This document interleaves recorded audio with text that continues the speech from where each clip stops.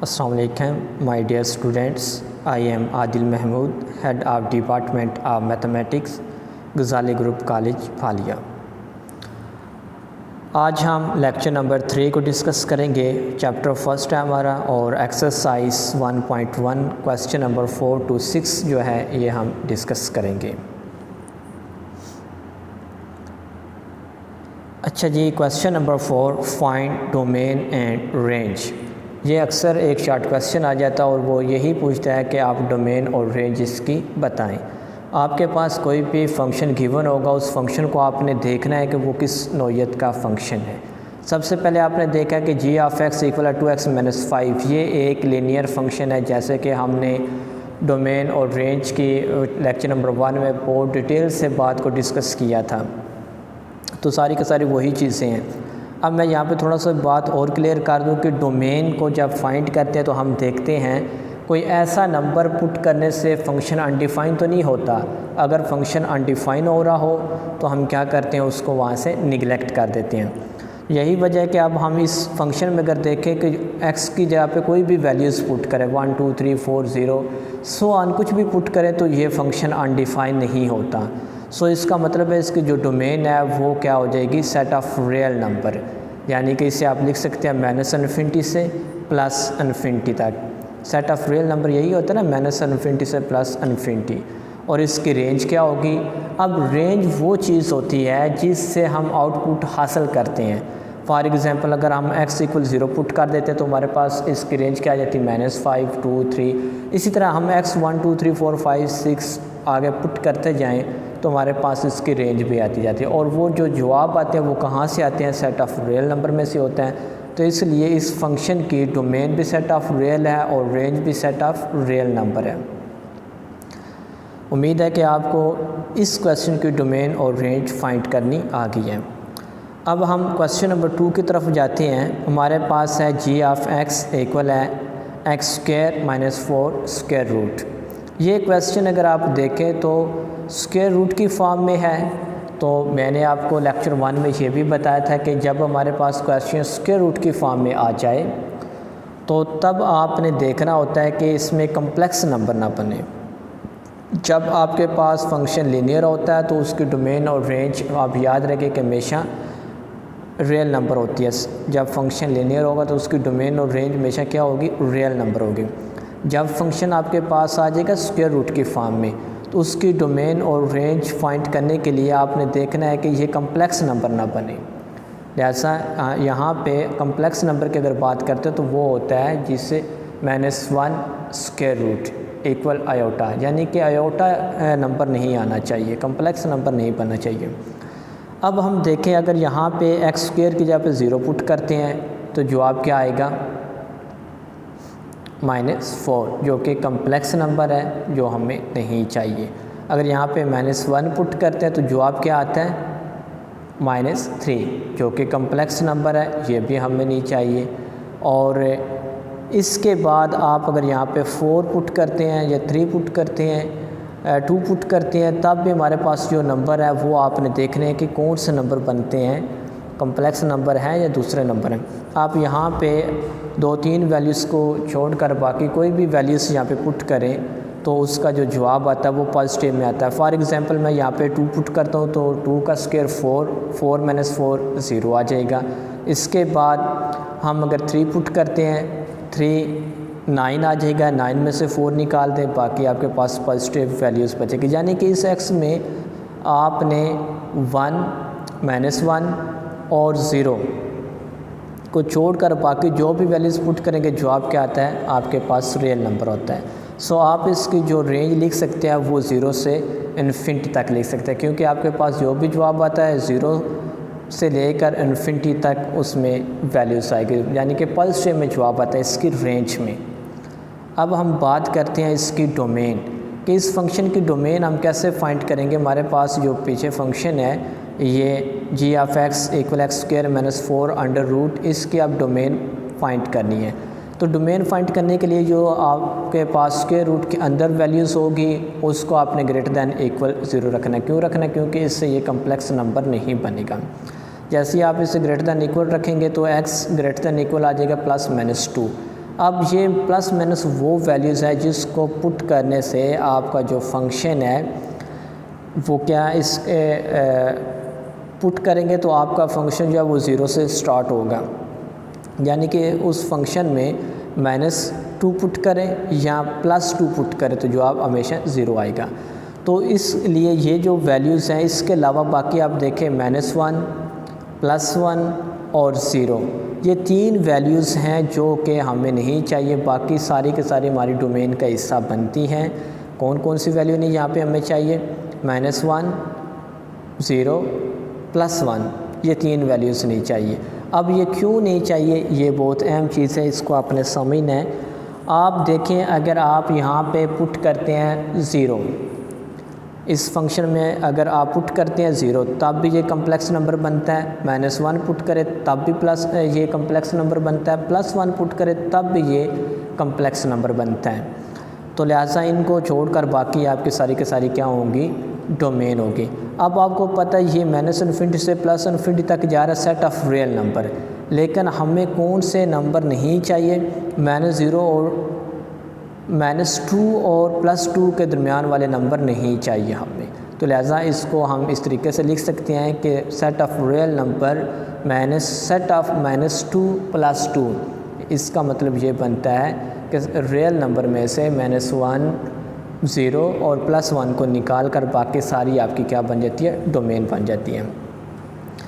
अगर आप इसको इंटरवल फॉर्म में लिखना चाहें, यहाँ पे भी इसका ये भी जवाब ठीक है, लेकिन अगर MCQs आता है तो वो ज़्यादातर आपको इंटरवल में दे देता है, तो इसलिए आपको इंटरवल में भी लिखना आना ज़रूरी है।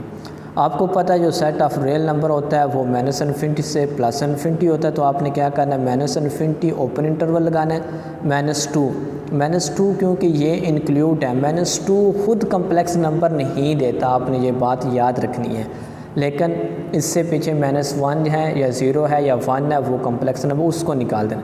इसका मतलब -2 को हमने इंक्लूड कर लिया और यूनियन फिर +2, यहाँ पे भी कम्प्लेक्स नंबर नहीं बनता तो इससे भी हम शामिल कर लेंगे, तो +∞ तक जाएंगे। तो ये इसके इंटरवल का लिखने का तरीका है जो कि हमने लेक्चर 1 में बहुत डिटेल से डिस्कस किया है। जिसको इंटरवल बनाने नहीं आते बेटा वो लेक्चर 1 को रीड करे, वहाँ से आपको इन्फॉर्मेशन मिल जाएगी। इसके बाद हम एक और एग्जांपल करते हैं डोमेन की और रेंज की। g(x) mod x - 3। अब बेटा सबसे पहले अगर हम mod की बात करें तो mod एक ऐसी वैल्यू इसमें नेगेटिव पुट करें तब भी इसका जवाब पॉजिटिव आता है, पॉजिटिव पुट करें तब भी पॉजिटिव आता है। mod के अंदर जो भी वैल्यूज़ पुट की जाए उसका जो जवाब आएगा वो हमेशा पॉजिटिव होगा, ये बात याद रखनी है आपने। अच्छा जी, अब हम देखें इसकी डोमेन और रेंज। अब इसकी डोमेन हमें कैसे पता चलेगा? क्या है कि यहाँ पे x की कोई भी वैल्यू पुट करें, 0 पुट कर दें, जब mod को ओपन करेंगे तो +3 आए। जैसे कि मैंने कहा कि mod के अंदर जो भी वैल्यूज़ पुट की जाएगी उसका जवाब पॉजिटिव आएगा। -3 का जब mod ओपन करेंगे तो वो +3 बन जाएगा। 1 पुट की जाएगी तो क्या होगा? 1 - 3 -2 का mod ओपन करेंगे तो +2 आ जाएगा। तो इसका मतलब है ये सेट ऑफ रियल नंबर बन रहे हैं। इसके डोमेन में जो भी वैल्यूज़ हम पुट करें, -1 पुट करें, +1 पुट करें, लेकिन उसका जवाब जो है वो पॉजिटिव आता है। आप यहाँ पे कोई भी वैल्यूज़ पुट करें, -3 पुट कर दें 0 आ जाएगा, -9 पुट कर दें x की जगह पे, x की जगह पे -9 पुट करें तो -3 तो ये -12 बन जाएगा। तो 12 का mod ओपन करेंगे वो प्लस आ जाएगा। तो इसका मतलब है यहाँ पे अगर हम कोई भी वैल्यूज़ पुट करते हैं वो फंक्शन अनडिफाइन नहीं होता, तो लिहाजा इसकी डोमेन क्या आ गई? Set of real number. अब हम बात करते हैं इसकी रेंज की। क्या हम यहाँ पे जो वैल्यूज़ पुट करते हैं उससे जो जवाब आता है वो कौन सा आता है? पॉजिटिव आता है। जैसे कि मैंने पीछे आपको बताया कि 2 पुट करें, -3 पुट करें, -10 पुट करें, -12 पुट करें तो हमेशा जवाब क्या आता है? पॉजिटिव आता है। तो लिहाजा उसका जो सेट ऑफ रेंज है वो सेट ऑफ रियल नंबर है लेकिन पॉजिटिव, यानी कि 0 से +∞ तक आपकी जो है वो इसकी रेंज आ रही है। अब देखो ना बेटा, रेंज सिंपल क्या चीज़ होती है?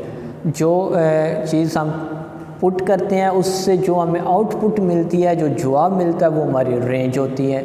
सिंपल सी बात है बेटा। तो लिहाजा इसकी आपने जो रेंज है वो देखनी है, वो 0 से +∞ तक होती है। इसके एक और एग्जांपल करते हैं जो कि हमारे पास फंक्शन है, डबल इन फंक्शन है, और इसको थोड़ा सा आप समझें, ज़रूरी समझें।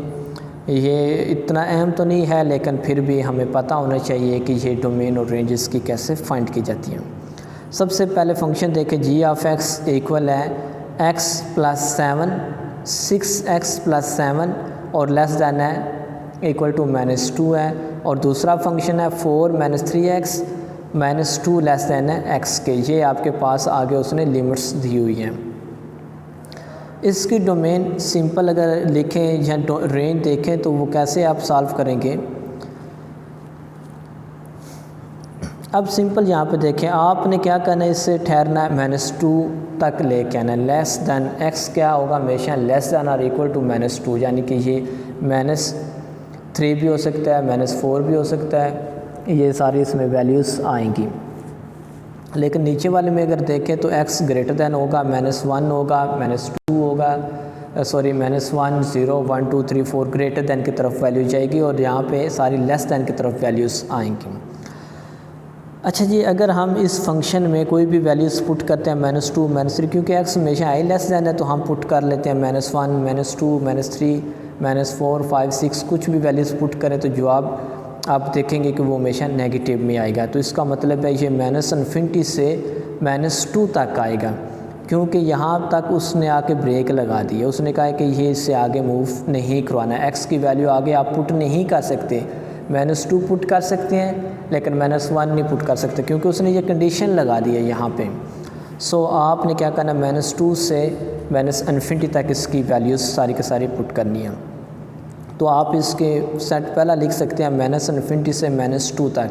अब मैंने इसको शामिल इसलिए किया क्योंकि यहाँ पे ये शामिल है ऑलरेडी। अब दूसरा फंक्शन देखिए, वो कहता है कि 2 आपका इंक्लूड नहीं है, -2 से ग्रेटर, आप -2 नहीं पुट कर सकते, इससे ग्रेटर दैन वैल्यूज़ पुट करेंगे इसमें। जब ग्रेटर दैन करेंगे तो ये ऑटोमेटिक पॉजिटिव की तरफ जाएगा। तो आप यहाँ पे कोई भी वैल्यूज़ पुट करें उसका जवाब हमेशा जो है वो पॉजिटिव ही आएगा। अब देखें यहाँ पे अगर आप पुट करते हैं 0 तो ये क्या बन जाएगा, 1 आ जाएगा। तो इसी तरीके से आपने आगे मूव करते जाना है। अब -2 से आपने स्टार्ट लेना है, लेकिन -2 इंक्लूड नहीं होगा, तो आपने क्या करना है, -2 से +∞ की तरफ जाना है, क्योंकि इसका जो जवाब जितना भी यहाँ पे कोई भी x की वैल्यूज़ पुट करें लेकिन -2 से बड़ी पुट करें तो वो हमेशा जो है जवाब पॉजिटिव है। जैसे कि मैंने कहा कि -1 पुट करें तो ये क्या हो जाएगा, 0 हो जाएगा, सॉरी 1 हो जाएगा। 4 - 3x है तो x की जगह पे माइनस पुट कर दें, -+3 बन जाएगा, और ये क्या आ जाएगा, 7 आ जाएगा। फिर अगर आप 0 पुट करते हैं तो जवाब 4 आ जाता है, +1 पुट करते हैं तो जवाब 1 आ जाता है। तो लिहाजा आप देख सकते हैं कि यहाँ पे सारे जो जवाब हैं वो पॉजिटिव आते हैं। सो आपने क्या करना है, -2 से +∞ तक चले जाना है। ये उसकी क्या आ जाएगी, डोमेन आ जाएगी। सिंपल अगर बोलें तो इसकी डोमेन है सेट ऑफ रियल नंबर, इसे आप domain set of real number भी कह सकते हैं। अब हम इसकी रेंज की बात करते हैं। वही हमारे पास फंक्शन है लेकिन हम देखेंगे कि इसकी रेंज क्या है। सबसे पहले ऊपर वाला फंक्शन, उसकी कंडीशन देखें, x less than equal to -2 है, तो यहाँ पे हम वही कंडीशन लेंगे, x less than equal to -2। तो हम क्या करते हैं, इससे इक्वल भी है तो हम इस फंक्शन में जहाँ पे x है वहाँ पे -2 पुट कर देते हैं। चले जी, हमने पुट किया तो ये आ गया हमारे पास 6 × -2 + 7, ये -12 + 7 इक्वल क्या आ जाएगा, -5 आ जाएगा।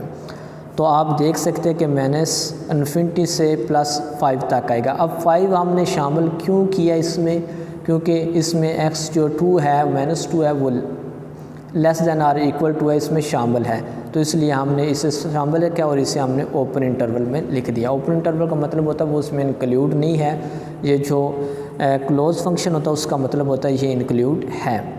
अब हम दूसरा फंक्शन ले लेते हैं, -2 लेस दैन है x से, वही फंक्शन ले लें, यानी कि x ग्रेटर दैन है -2 से। तो अब आप यहाँ पे 2 की वैल्यूज़ पुट करिए, जवाब 10 आता है। अब हमने 10 को यहाँ पे इंक्लूड नहीं किया, क्यों नहीं किया, कि जो हमारे पास कंडीशन है उसमें -2 इंक्लूड नहीं है, शामिल नहीं है, तो इसलिए हमने इससे शामिल नहीं किया, दोनों को ओपन इंटरवल में लिख दिया। अब हमारे पास 2 इंटरवल बनते हैं, एक ये है और एक ये फंक्शन है। अब इन दोनों को कंबाइन करेंगे तो हमारी रेंज आ जाएगी। कंबाइन कैसे करेंगे? -∞ से +5 तक इसे हम शामिल करेंगे, यूनियन 10 से +∞ तक ये हमारे पास इंटरवल बन जाएगा। अब आपको डोमेन और रेंज का कंसेप्ट टोटली समझ आ गया। फिर भी कोई इसमें इशू हो, कोई बात पूछनी है तो आप वो मुझसे ज़रूर डिस्कस कीजिएगा बेटा। अच्छा जी, नेक्स्ट क्वेश्चन हमारे पास है जो कि इस एक्सरसाइज का सबसे जो लॉन्ग क्वेश्चन है कंसिडर किया जाता है, वो है क्वेश्चन नंबर 5। इस एक्सरसाइज का सबसे ये लेंथी क्वेश्चन और सबसे मज़े का इंटरेस्टिंग क्वेश्चन है। इंटरेस्टिंग इसलिए मैं कह रहा हूँ क्योंकि इसका कंसेप्ट बिल्कुल क्वेश्चन नंबर 1 की तरह है। आप यहाँ पे देखिए क्वेश्चन नंबर 5 हमारे पास है given f of x equal x की power 3 - ax² plus bx plus 1। अब ये उसने हमें गिवन दिया, उसके साथ इफ़ f इंटू 2 इक्वल है 3। अगर वो कहता है कि इस फंक्शन में x की वैल्यू 2 रख दी जाए तो हमारे पास इसका जवाब क्या आता है? 3 आता है।